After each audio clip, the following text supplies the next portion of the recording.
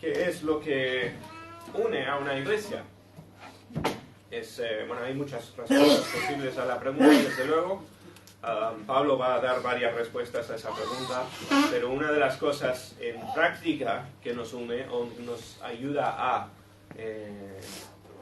tener más unidad, desde luego, es el acto de amor, es decidir demostrar más amor.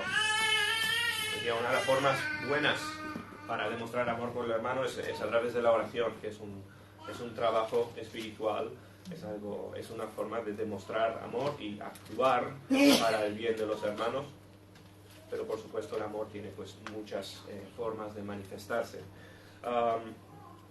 Bueno, hoy vamos a estar en el capítulo 4 de Efesios.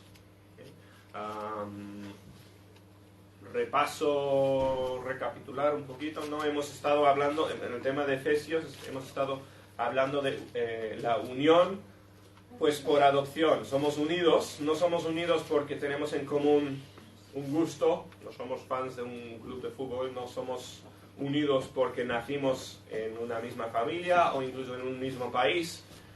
Somos unidos por adopción, porque Dios nos ha adoptado, nos ha escogido como hijos suyos, ¿no? Los que son hijos de Dios, que no incluye a todos, los que han aceptado a Cristo, pues somos adoptados por Él, y eso es lo que nos une, ¿no? Somos parte de una familia adoptiva. Hemos estado viendo eso, pues principalmente cómo Dios está construyendo una iglesia, y hemos estado viendo un poquito con cada uno, cada miembro es como un ladrillo dentro del templo que está construyendo Dios, ¿no? Un templo que es para la gloria de Dios Padre. Bueno, como decía, en el capítulo 4 ahora entramos a la sección de aplicación. O sea, Pablo empieza a exhortar a la iglesia de Efesios, pues cómo deben de actuar, ¿no? O sea, pasamos un poco de teoría a práctica. Vamos a orar y después pues empezamos directamente. Hombre, muy buenas, bienvenidos. Vamos a orar y empezamos directamente con el capítulo 4. Nuestro Padre, te damos gracias por el día que nos has dado. Gracias por traernos aquí a todos. Gracias por tu palabra y el privilegio que es estudiarla juntos. Pido que nos bendigas, pido que me ayudes a mí a hablar claramente y que se pueda entender el mensaje de Pablo. Pido que esto sea un tiempo de provecho para cada hermano y lo pedimos en el nombre del Señor Jesús. Amén. Muy bien. Entonces, versículo 1, Pablo exhorta a los hermanos, como digo, dice yo pues, ese pues es una transición, es decir, es como por lo tanto, ¿bien? Por lo tanto, hemos visto que Dios tiene un plan para la iglesia, Dios nos ha adoptado, somos salvos por gracia, no por esfuerzo nuestro, Dios nos ha elegido para algo especial, por lo tanto, yo, preso en el Señor, eso ha sido otro matiz que hemos visto, ¿no? Que Pablo está dando todo para dar este mensaje. Pablo pues, está en la cárcel literalmente, pues por querer predicar a gentiles, ¿no? Pablo está en prisión romana, pero no empezó allí, no le echaron a la cárcel los romanos, le echaron a la cárcel los judíos por predicar a gentiles, ¿ya? Porque eso era cosa fea para los judíos. Pues dice, yo pues, preso en el Señor, o sea, prisionero por mi dedicación a este mensaje, os ruego, os imploro, que es una palabra fuerte, es decir, esto es importante, ¿no? O sea, esto es el propósito de mi carta, esto es todo lo que os quiero enseñar.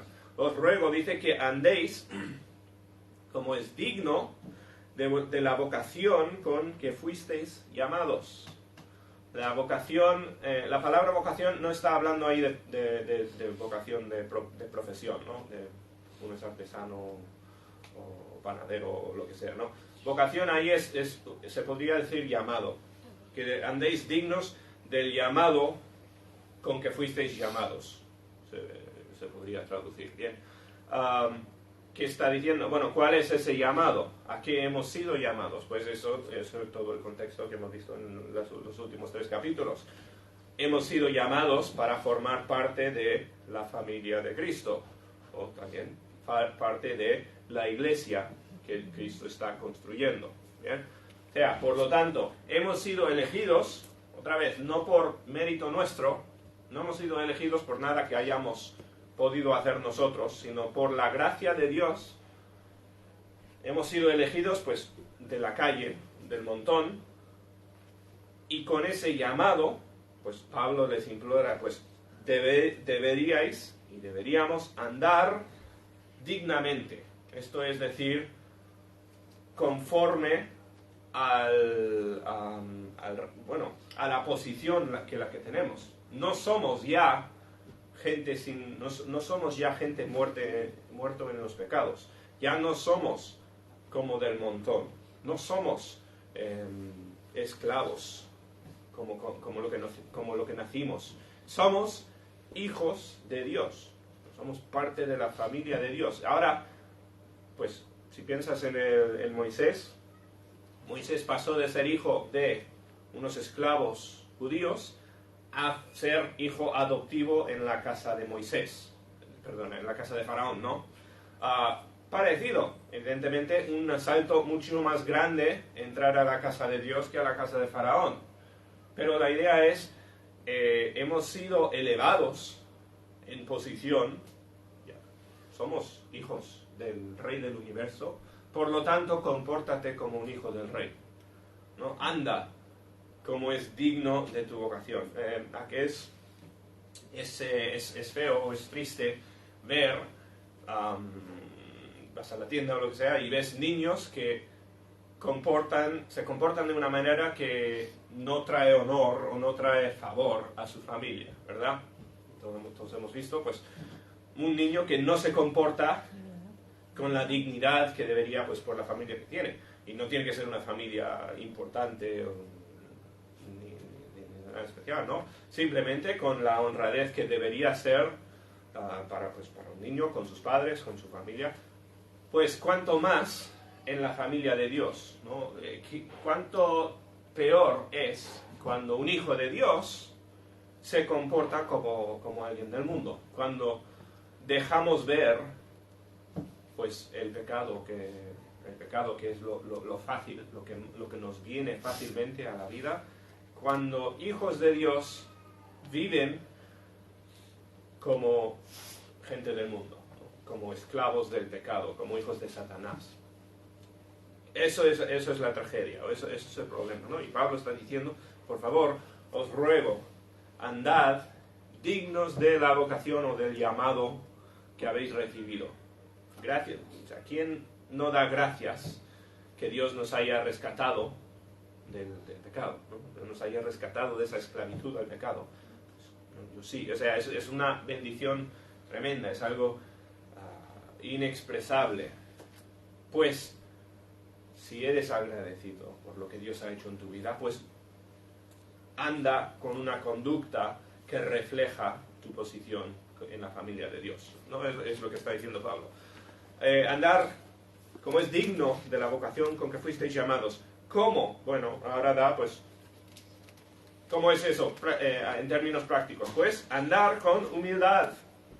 Eso es curioso, es lo opuesto a lo que pensarías quizás, ¿no? Porque vinimos de un lugar humilde y fuimos glorificados o elevados a la familia de Dios. Y por lo tanto, la actitud no es como es tan típico en las religiones, vivir como que yo soy tanto mejor que las personas de alrededor, como los fariseos, ¿no? que levantaban la nariz y miraban hacia abajo a todos. Vivir conforme a la familia de Dios significa primeramente vivir con humildad. Y eso, pues, porque Cristo es el ejemplo primero de la humildad, ¿verdad? Jesucristo es el que más se humilló y más ha sido ejemplo de la humildad en toda la historia humana. La humildad no estamos hablando de posición, no estamos hablando de algo pasivo aquí, de algo que está fuera de tu control. La humildad es tu actitud, es tu manera de comportarte y tu manera de pensar incluso. Es decir, yo por elección me humillo. por elección, me reduzco, ¿no? Me bajo de nivel para ayudar al que otros dirían está por debajo de mí. Bien. Ahora, hay que reconocer, somos hijos adoptivos, ¿no? Venimos de la calle.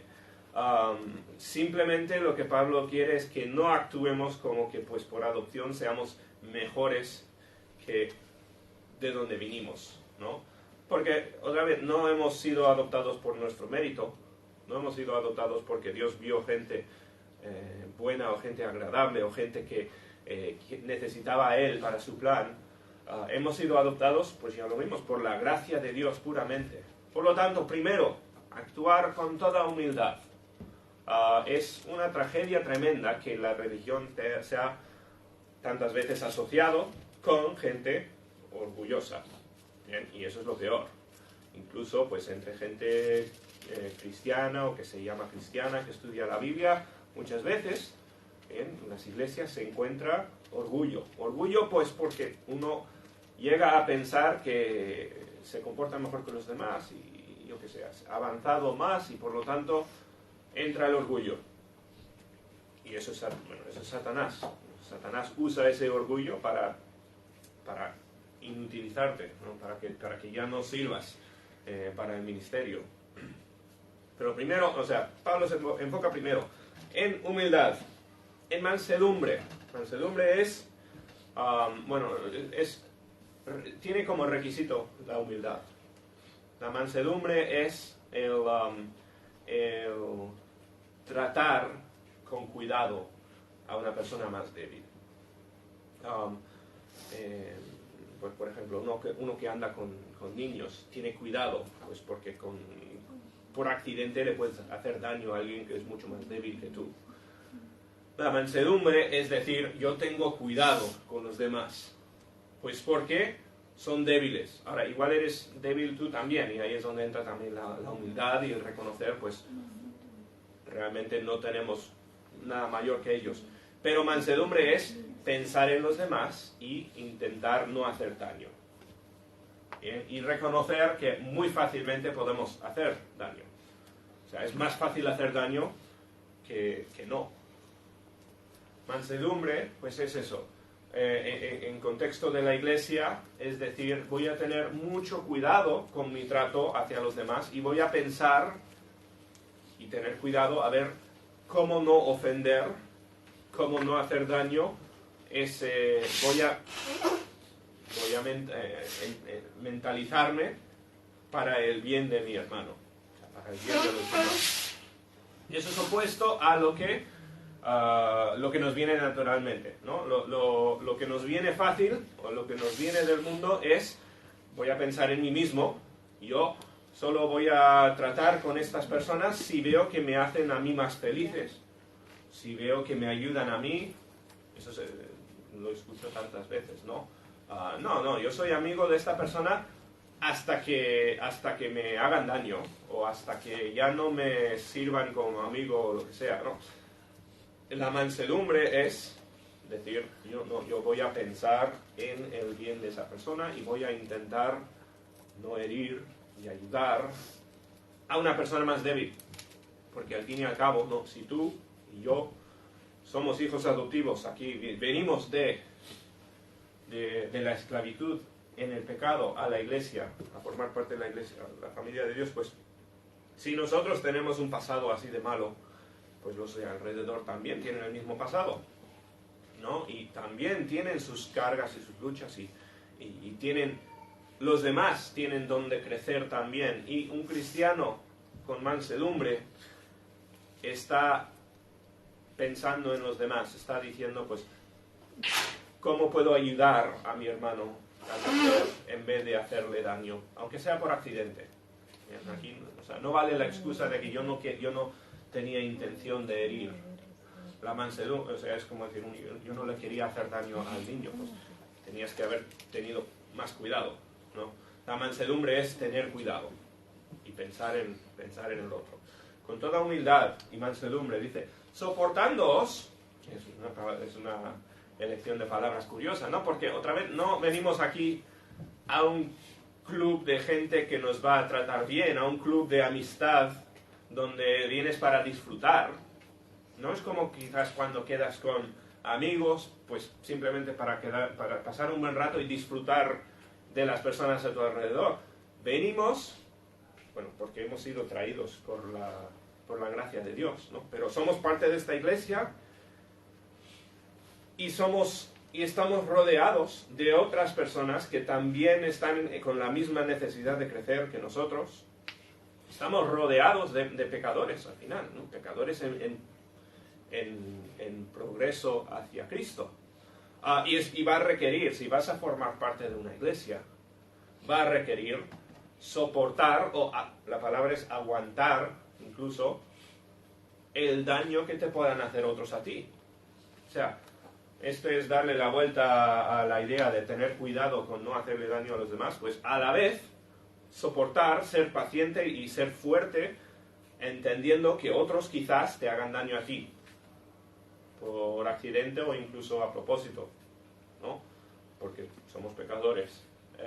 Aguantando los unos a los otros. Tienes un hermano que pues te molesta o te hace daño o no piensa, igual no te comprende o no te trata de la forma que tú crees que te debería tratar o te gustaría que te trate, pues parte de la madurez espiritual, obviamente esa persona debería madurar en mansedumbre, ¿no? Es verdad, pero a la misma vez debemos madurar en soportar con paciencia. Es el otro lado de la moneda, ¿no? Tú no puedes cambiar el comportamiento de otra persona, pero tú puedes controlar tu respuesta a su comportamiento. Y debemos aprender a soportarnos con paciencia. Ven, no es todo malo, desde luego. En una iglesia, pues, debería ser el caso donde pues, tus hermanos están creciendo y te sean de bendición, y especialmente cuando estés pasando por un tiempo difícil, tengas una carga, una necesidad, una cosa así, pues ojalá, ¿no?, la iglesia esté ahí y los hermanos te estén ayudando, y seguro que algunos sí. Pero quizás no todos, ¿no? Quizás hayan hermanos que estén también pasando por situación mala y no estén pensando en ti y tengas que aguantar un poco el dolor de los demás también, ¿no? Simplemente está diciendo Pablo, dar aunque no recibas de lo mismo. Ser manso con los demás y ser paciente para cuando los demás no son mansos contigo, ¿no? No hay que esperar necesariamente recibir tanto como lo que das en la iglesia. Dice todo esto, ¿no? Con humildad, mansedumbre, soportando con paciencia los unos a los otros en amor. Y al fin y al cabo, pues eso es lo que hace falta, el amor. ¿Bien? El amor no es un sentimiento, el amor no es que te surge amor por una persona porque es una reacción, el amor es una decisión de decir, yo voy a sacrificarme por tal persona, ¿no? Voy a pensar en el bien de esta persona en vez de lo que me viene bien a mí. El amor es inseparable del sacrificio. Es decir, yo me sacrifico por esta persona. Bien, bueno, como dije, Pablo, aquí estamos en la parte de exhortación. Ya estamos en la parte de la Biblia donde Pablo dice, esto hay que cambiar, esto es lo que os falta. Bien, así que, pues, mucho aquí para aprender y mucho aquí para mejorar, desde luego. Y esto es solo el segundo versículo, ¿no? Pero, o sea, si crees en los primeros capítulos de Efesios, que han sido bonitos, ¿no?, porque habla todo de lo que Dios ha hecho para nosotros, pues esto debería ser nuestra respuesta, el amar. ¿Bien? Dice, deberíamos estar, o ser, solícitos en guardar la unidad del Espíritu, en el vínculo de la paz. Bien, es una frase larga, pero hablando de, y esto continúa la idea de los capítulos anteriores, mantener la unidad en la iglesia. Y la unidad, realmente estamos hablando de la idea de tener una misma meta todos, o estar yendo todos en la misma dirección. La unidad no se puede fabricar así pues, simplemente por querer hacerlo. La unidad no es decir, pues tú no puedes convertirte en igual a otra persona para que tengamos unidad. No, la unidad es por decisión, es decir, tenemos una meta y vamos a trabajar juntos para llegar a esa meta. Bien, si hay una empresa con una meta, ¿no? Una empresa que está trabajando para llegar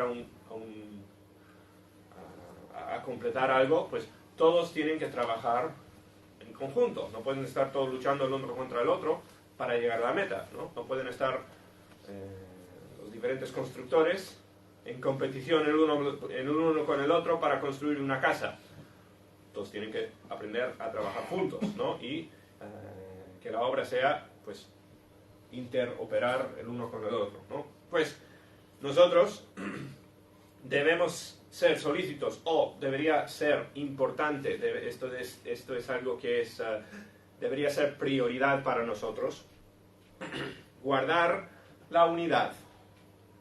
Y como decía, la unidad es esta idea de ir hacia la misma meta.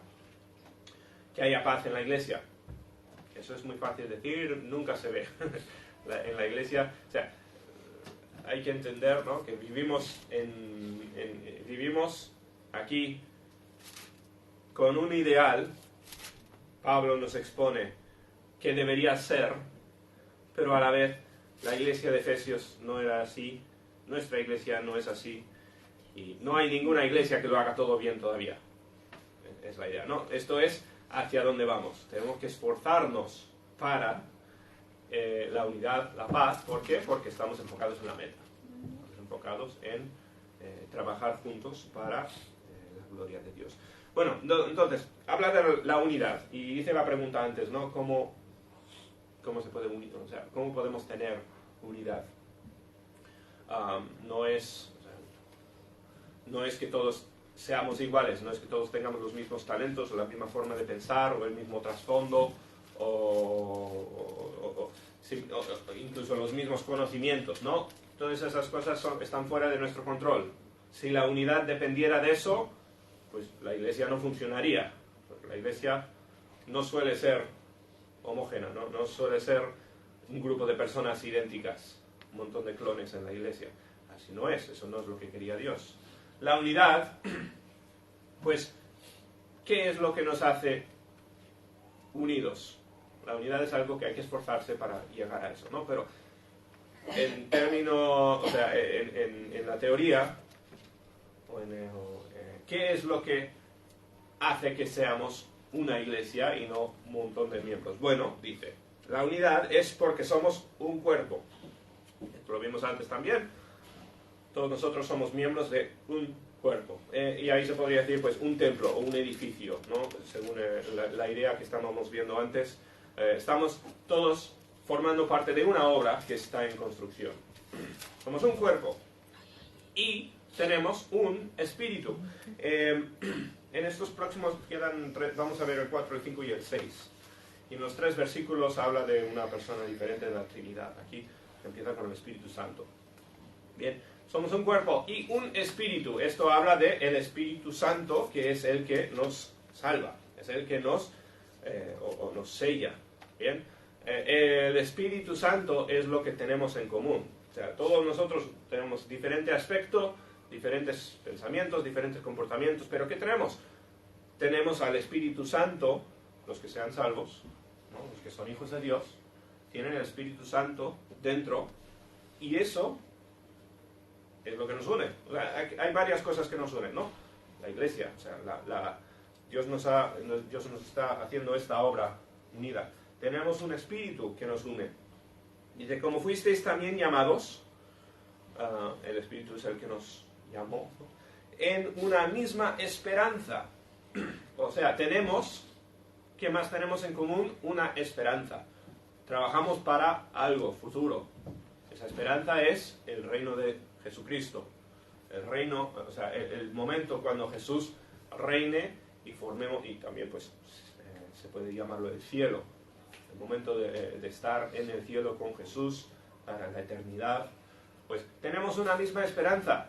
Y si todos tenemos la misma esperanza, o sea, la misma meta, estamos yendo hacia la misma dirección, Eso nos hace parte de un mismo equipo, ¿no? Eso nos hace colaboradores, ¿no? Porque otra vez vamos en la misma dirección. Tenemos un cuerpo, un espíritu, como fuisteis también llamados, en una misma esperanza de vuestra vocación. Otra vez esta idea de posición, conectando a la idea de la adopción, ¿no? Por la elección de Dios tenemos la esperanza de una eternidad con la familia de Dios. Bien, ¿qué más tenemos que nos une? El versículo 5 dice, pues un Señor, que es Jesús.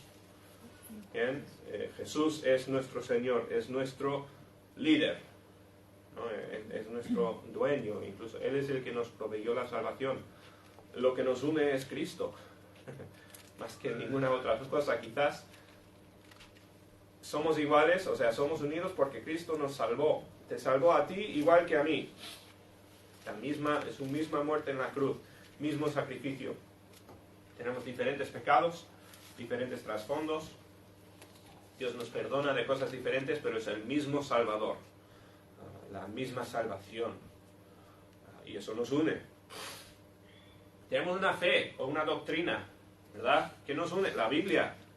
Una de las razones por las cuales este año estamos haciendo la lectura de la Biblia, con este plan de la iglesia, es porque estamos todos estudiando una cosa. Eso nos debería unir.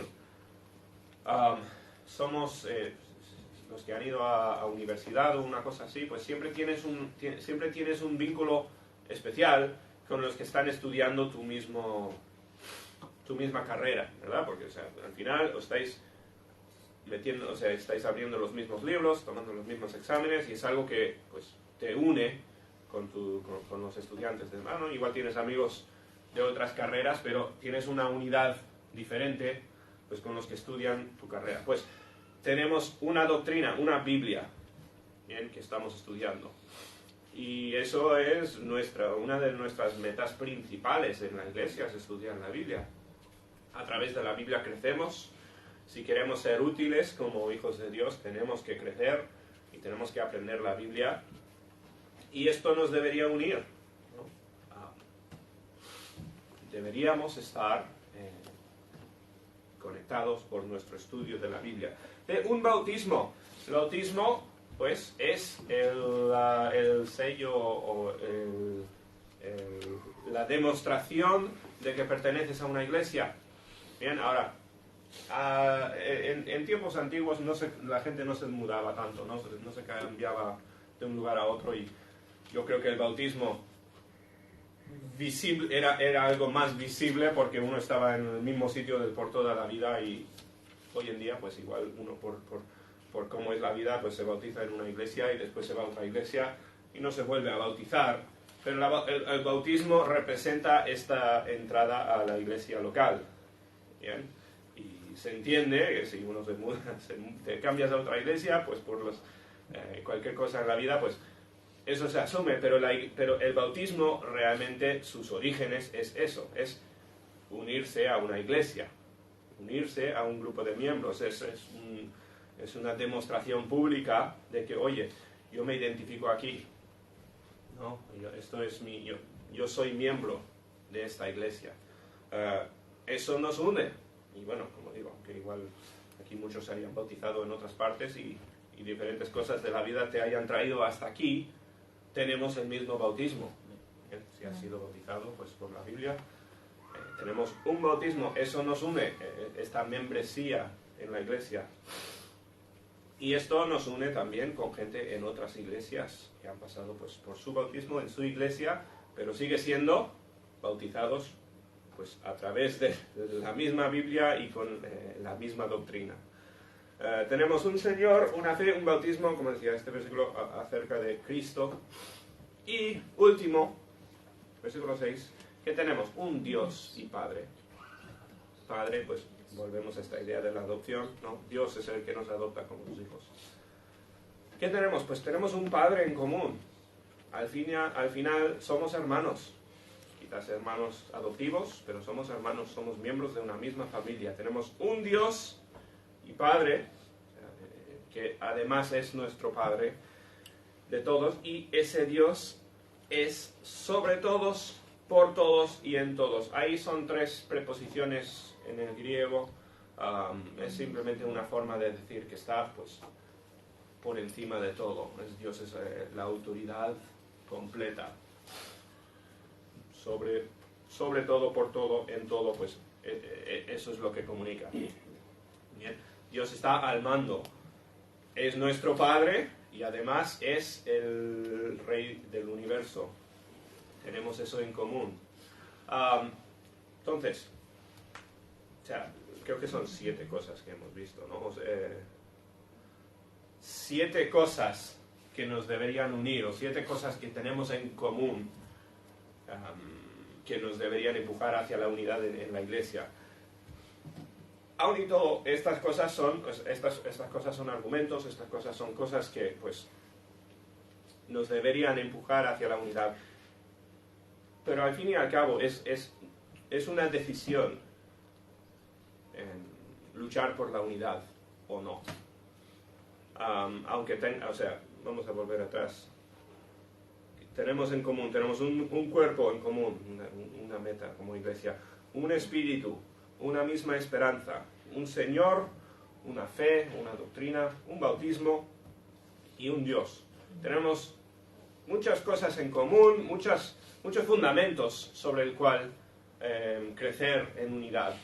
Pero si no tenemos lo que nos dijo Pablo al principio, humildad, mansedumbre, paciencia y amor, cosas que todo lo demás pues está fuera de nuestro control, ¿no? O sea, esas cosas nos describen pues por la gracia de Dios, pero estas 4 cosas vienen por decisión, o sea, vienen de ti, a través del Espíritu Santo, evidentemente, no surgen de ti naturalmente, pero son decisiones que tomamos o no. Decidimos ser humildes, o mansos, o pacientes, o amar, ¿no? Esas cosas no se nos imponen, no es una cosa que viene externamente. Tú y yo, al final, tenemos que elegir. Pues voy a andar en humildad, voy a andar en mansedumbre, voy a soportar con paciencia al hermano que no me cae bien o que me hace daño, incluso, y voy a andar en amor. Pues eso está en tus manos, eso es lo que nos toca. Ese es el esfuerzo que tenemos que hacer para la unidad, ¿bien? Y eso es lo que está exhortando Pablo. Mucha razón, desde luego, por ser unidos, pero si no viene de tu decisión, no va a ocurrir. Y por eso no es un miembro de la iglesia, no es uno que entra por la puerta y se sienta y escucha y se va y ya está, y eso es su vida en la iglesia, ¿no? Un miembro de una iglesia es uno que se está esforzando para la unidad de la iglesia, o sea, esta meta que tenemos en común como iglesia. Eso es un miembro. Y todos deben ser miembros de una iglesia, ¿bien? Dios dependiendo de dónde te haya puesto Dios en la vida, una iglesia u otra, todos tenemos que ser partes de una iglesia. No se puede hacer la vida cristiana por tu cuenta, que es muy de auge hoy en día.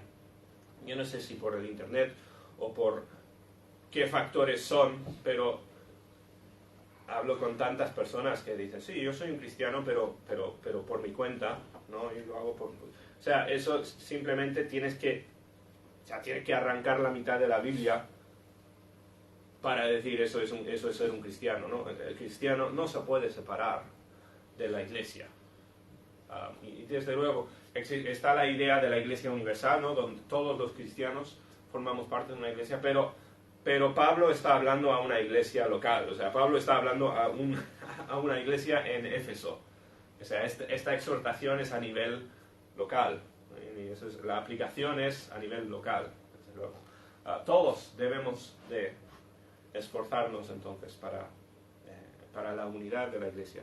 No va a venir automáticamente, no es algo pasivo, ¿bien? Requiere eso, requiere esfuerzo, ¿bien? Y ahí vamos a terminar eso. O sea, son 6 versículos, ya continuaremos la semana que viene, pero que Dios nos ayude entonces a esforzarnos. Nuestro Padre, te damos gracias por el tiempo en tu palabra, gracias por por la enseñanza de hoy y pido que nos ayudes a esforzarnos más para la unidad. Pido que seamos un ejemplo al mundo de unidad y aunque seamos diferentes y diversos, que tengamos un amor que se palpa, un amor que no se puede evitar notar. Pido que nos ayudes a vivir más unidos, pido que nos ayudes a buscar la meta de nuestra iglesia, que es pues tu plan, y traer el Evangelio a nuestra zona. Pido que nos ayudes a crecer individualmente y como iglesia. Te lo pedimos en el nombre del Señor Jesús. Amén.